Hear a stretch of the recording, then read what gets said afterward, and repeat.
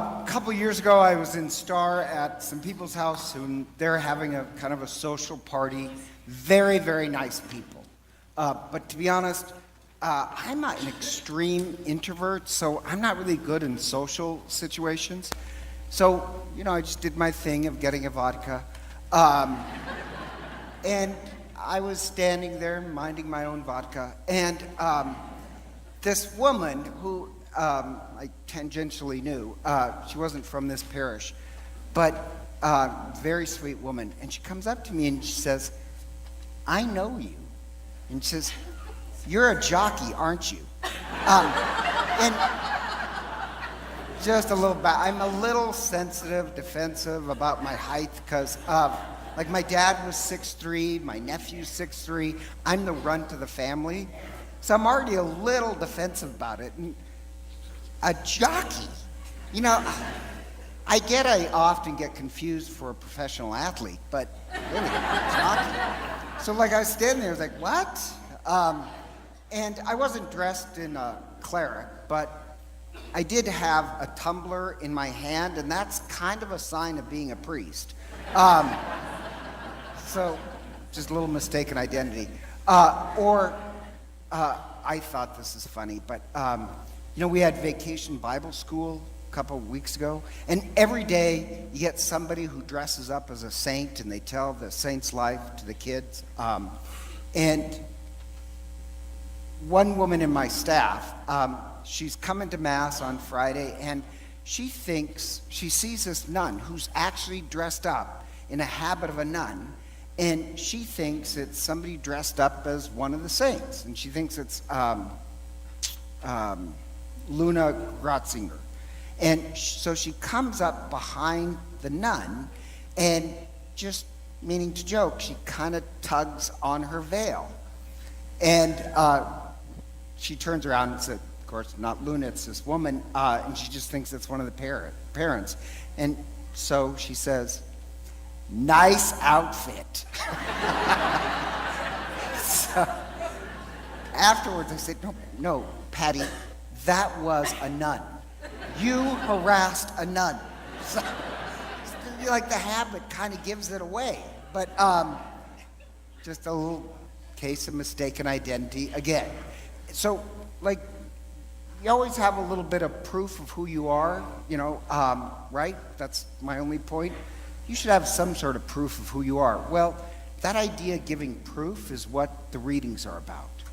When they come to Jesus, they want proof. Because they think, if you remember from last week, he feeds the 5,000, and it says they want to make him king, and he slips away because he doesn't like their definition of king. But king and Messiah are the same word. And so they're wondering, wow, that's a great miracle. Could he be the Messiah? So they want proof. And the proof of the Messiah is actually the bread from heaven. The bread of life, the bread from heaven. That's the proof that you need if you're going to prove that you're the Messiah. So they come to him and ask for the proof. And if you don't know what the bread of life is, or bread from heaven, I'll quickly explain it. It's from the first reading where when they leave Egypt, they're hungry. And so they pray, or Moses prays. And what happens is every morning when they wake up, there's this fine dew, this bread that they can eat. And that's called the bread from heaven. And every evening, quail fly in, and they eat quail. And that's called the flesh from heaven. The idea of the bread from heaven has this, in Judaism, what they believed in heaven is this temple. That's one of the analogies. Heaven is this temple, and in the center of the temple is an altar, and on the altar is the bread of life. And the bread of life, the bread from heaven, it's kept in the temple in heaven. And they also believed that the bread of life, the bread of heaven, it pre-exists. The human race pre-exists creation itself. It's always existed. And also surrounded by it is the angels. That's why it was in the Psalm where it spoke about the bread from heaven as the bread of the angels. The reason why it says that is that they had this idea that all the angels guard this bread. But Moses, when he prayed, God let the bread from heaven come down and feed them. So from when they left Egypt until they got to the promised land, the thing that prepared them for the promised land was the living bread, the bread from heaven.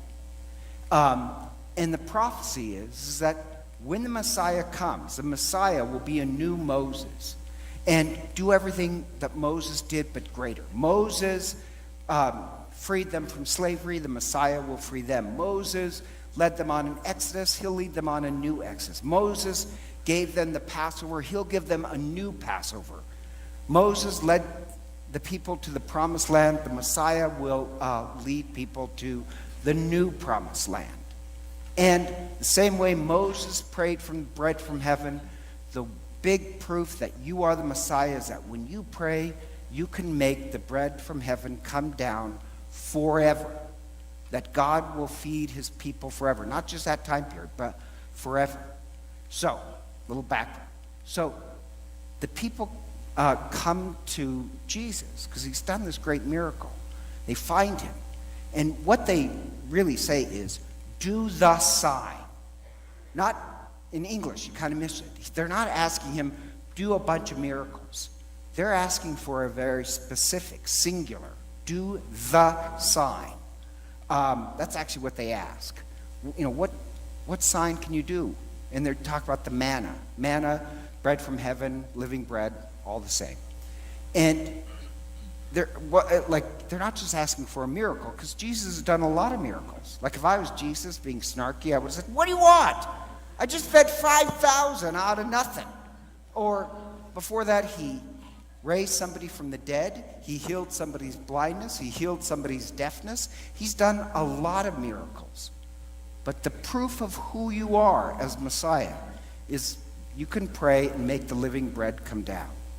And Jesus shocks him by saying, I am the living bread that came from heaven. Now, in the Gospel of John, you have to get used to this. There's two subjects Jesus talks a lot about. The bread of life and love. He connects the bread of life and love together. And just to warn you, this bread of life discourse, it goes on for 3 weeks. So we have another week of it. When he gets talking about the bread of life or love, the two are become kind of the same for Jesus. If you eat the bread of life, you love. And so his proof is he is the bread of life, that he will feed people forever, his people, the bread of life. And that's actually what we do today. But the twist is this. The twist is we need some proof of ID as well. And what I mean by that is they come and they ask him for the sign, and Jesus just lays it out there. And he says, oh, you're not looking for me because you want to follow me. You're looking for me so you have full bellies. You're only following me so that you get stuff. Jesus doesn't want followers who follow him just to get stuff. And I have to tell you, that's one of my big problems with American religion. You know, that you follow Jesus so you get stuff. We follow Christ so that we become something, not get something. Not that you get, a new truck or a full head of hair or maybe 6'3". You follow Christ because you hunger for Christ. And so he mentions this theme of hunger. Now, this is pretty amazing. So what is the proof that you're a follower of Christ in the Gospel of John? There's actually two. The first is hunger, that you hunger for the right things. He's accusing them of following him because they hunger for the stupid things, the silly things of life. Or the first reading, same thing. People are freed from Egypt, but they come to Moses and they still hunger for the life of a slave, where everything was sure. And so the bread of life, the manna, what it does is it feeds them from leaving Egypt to the promised land, because the more you feed on the bread of life, the less you're hungry for the life of Egypt. The life of Egypt is the silly things in life. The more you feed on the bread of life, the more you hunger for the right things. It prepares you for the promised land. We'd say the same thing about the Eucharist. The Eucharist is the bread of life. And the more we feed on it, hopefully for us, it's preparing us for the promised land. That what we really, really hunger for is the important things of life. Or he's going to make this point, the more you feed on the bread of life, the more you hunger to give love and be love. So what's, the same way as I started, a priest, the ID is, the collar, or a nun, a habit. What's the proof that you're a Christian? And please don't say, because I follow Christ. I've said that. That doesn't matter. Jesus says, no, you're only following me to get stuff. That's not a disciple. It's not about emotionalism or what you say. It's about what you hunger for the most.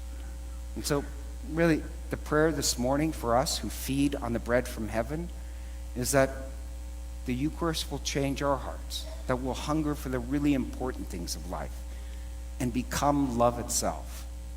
And so, together, let us stand and profess our faith.